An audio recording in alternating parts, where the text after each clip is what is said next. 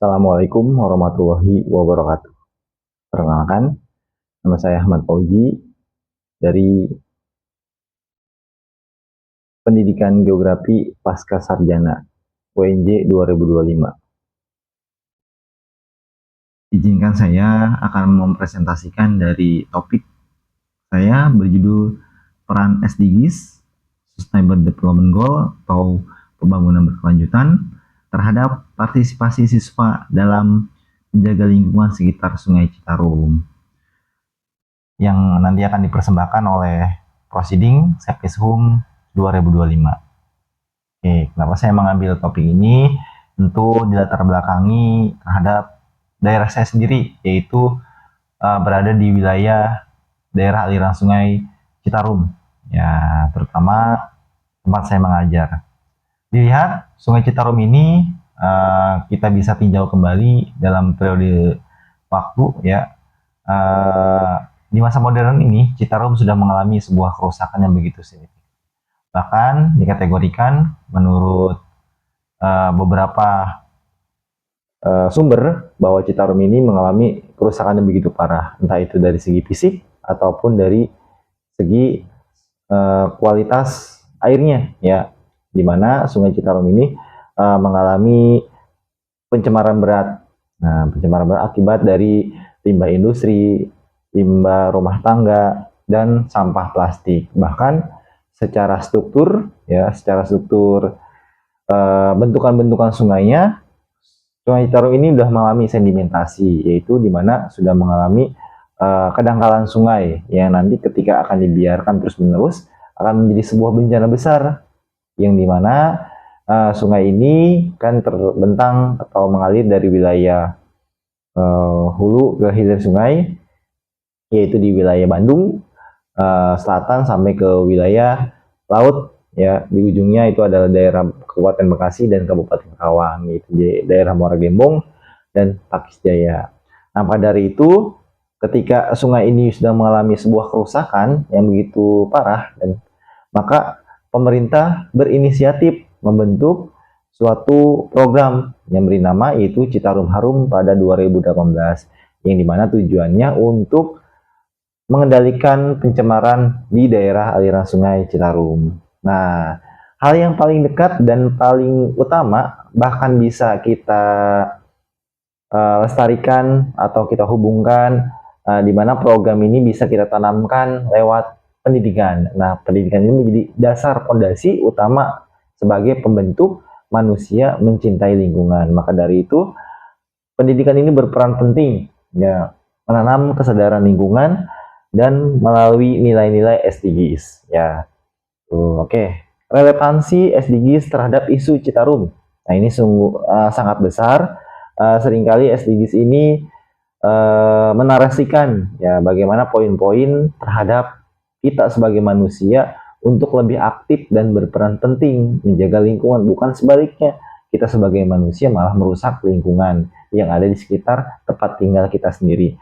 Maka dari itu ini relevansinya yang pertama ada di SDGs ke-6, yaitu Clean Water and Sanitation, yang dimana menjamin akses air bersih dan sanitasi layak. Nah, kebetulan di daerah-daerah aliran Sungai Citarum ini banyak sekali waktu itu digunakan menjadi sumber penghidupan, entah itu sebagai kakus dan lain sebagainya. Tapi lama-kelamaan ini akan menjadi sumber bahaya juga, gitu, menjadi sebuah bencana, bahkan dampak panjang. Jadi daerah penyakit, bahkan wabah juga bisa akan terjadi ketika terus-menerus. Maka dari itu perlu adanya penanganan. Nah, dilanjutkan lagi yaitu SDG ke-13, Climate Action. Nah, ini adalah perubahan iklim, penanganan perubahan iklim dan dampaknya. Citarum adalah salah satu bentukan alam yang perlu dilestarikan. Ketika Citarum ini sudah rusak, maka perlu adanya kelestarian. Nah, keduanya sangat relevan untuk konservasi Sungai Citarum dan pendidikan lingkungan. Nah, di sini pemahaman siswa terhadap SDGs didorong bagaimana, tentu lewat media ilmu pengetahuan dulu di kelas, bentuknya sosialisasi. SDGs berkenalan diperkenalkan melalui pembelajaran tematik dan kegiatan sekolah. Nah, tematik di kelas, misalkan IPS, IPA di SMP, geografi itu ada di SMA, maka silakan diupayakan, disosialisasikan bagaimana kaitannya antara lingkungan tempat tinggal kita dengan ilmu pengetahuan. Maka di situ diberikan nilai-nilai pengetahuan secara dasar yang nanti akan diaplikasikan oleh siswa. Lewat mana? Lewat kegiatan sekolah.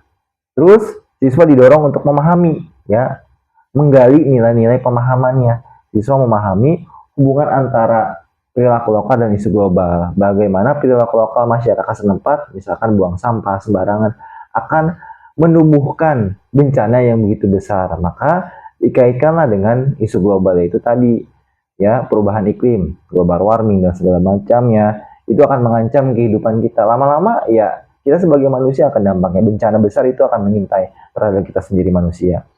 Implementasi yaitu setelah dari sosialisasi, ya, maka dibentuklah yang namanya tentang kegiatan sekolah, diantaranya bentuk ekstrakurikuler seperti adiwiyata, Green School, Eco Club, memperkuat pemahaman. Maka dari situ didoronglah apa saja yang kita upayakan untuk coba mengimplementasikan. Nah, setelah dibikinlah kegiatan-kegiatan lingkungan. Salah satunya adiwiyata. Adiwiyata ini adalah salah satu bentuk hal yang paling dasar untuk memancing siswa terhadap peduli ke lingkungan.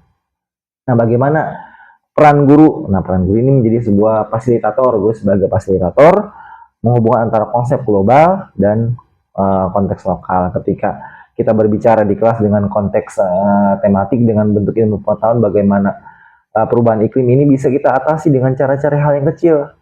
Cara-cara yang kecil ini bisa berdampak besar bagi kehidupan manusia di bumi. Nah, maka dari itu kita kaitkan bagaimana isu atau konteks lokal ini yang seringkali jadi perilaku buruk manusia terhadap lingkungannya. Maka kita coba cermati upaya apa sih hal yang paling mendasar untuk menjaga lingkungan. Maka salah satunya adalah mengupayakan manusia sadar terlebih dahulu, menyadarkan beberapa orang-orang yang seringkali mengabaikan tentang isu lingkungan. Oke. Nah, bentuk partisipasinya siswa yaitu diantaranya adalah aksi bersih sungai. Nah, aksi bersih sungai ini bisa nanti kolaborasi guru dan masyarakat. Terus Zero Waste School, pemilahan dan daur ulang sampah. Ada penanaman vegetasi, reboisasi di bantaran sungai agar sungai ini tetap terjaga, ya. Kelabilan tanahnya bisa kita atasi dengan beberapa vegetasi yang benar-benar bisa menguatkan kokohan beberapa daerah aliran sungai, terutama tanggul-tanggul yang menjaga air ketika meluap gitu. Jangan sampai ketika musim hujan bencana hidrometeorologis itu mengancam kehidupan masyarakat sekitarnya.